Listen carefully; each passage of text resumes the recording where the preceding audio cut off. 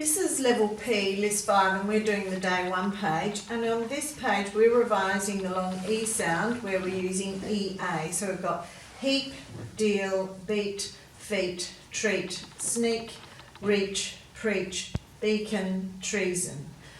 Now, if you go back, let's have a look at some other things we can see in these words. So you can see in sneak, we've got a long vowel sound, so we only put a K after a long vowel sound. Reach, we've got a long vowel sound, so we use CH after a long vowel sound. Same with preach.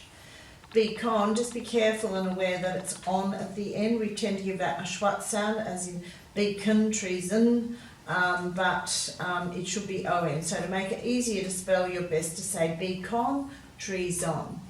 Right, let's go back and have a look at the meanings of these words.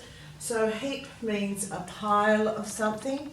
A deal is a favourable agreement. You might shake hands on it when you decide on something with someone else. And now deal is an irregular verb too, because rather than saying he dealed the cards, we'd say dealt. So that would change to a short vowel sound, which EA, we know EA can. And rather than putting ED on the end of it, we're just putting a T at the end of it, as we hear, dealt.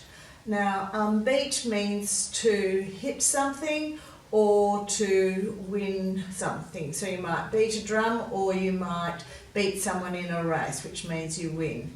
It is also an irregular verb, so past tense of beat is beat. We don't have to change it at all. Now, feat is a great achievement. A treat is something that gives us pleasure. Sneak is when you creep up on someone. Reach is when you stretch out for something. Preach is when you give advice to others. A beacon is a light. It signals a warning to others. And treason is when you betray your country, or once someone betrays their country. Okay, let's go back and read the words, sound the words and spell them. If you have multisyllabic words down here, you can break them into syllables. So that's a long vowel sound, so we'd leave that one open. We wouldn't close it with a consonant. Same with treason, we'd break it there. Okay, so we've got heap, heap, heap,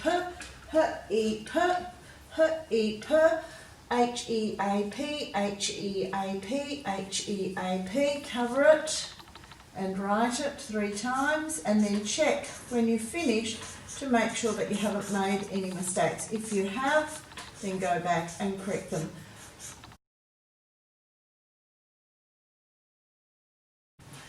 In this set of words, we're learning revising the EA, making the long E sound. So we've got heap, deal.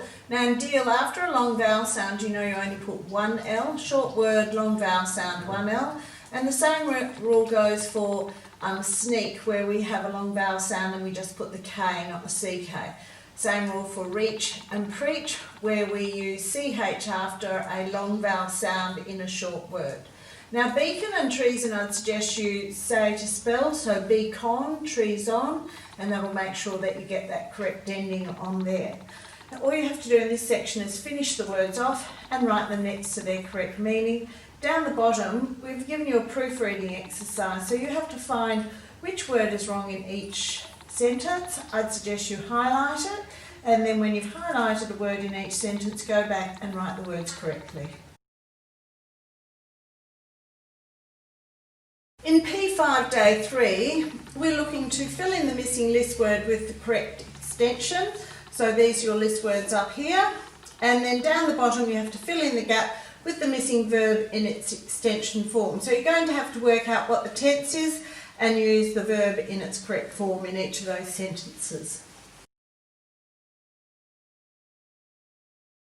Auxiliary verbs. Some verbs require 1 or more helping verbs before the main verb, which is the action word.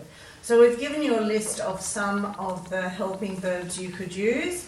Down here you have to go through these sentences and highlight the main verb in the sentence, and then in a different colour highlight the helping verb that comes quite often before it. Down here you have to write some sentences.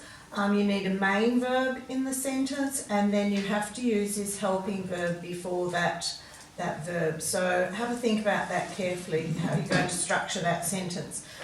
Down here it talks about forming a negative in the sentence. So we also need helping verbs when using negatives. Not. I slept well, I did not sleep well.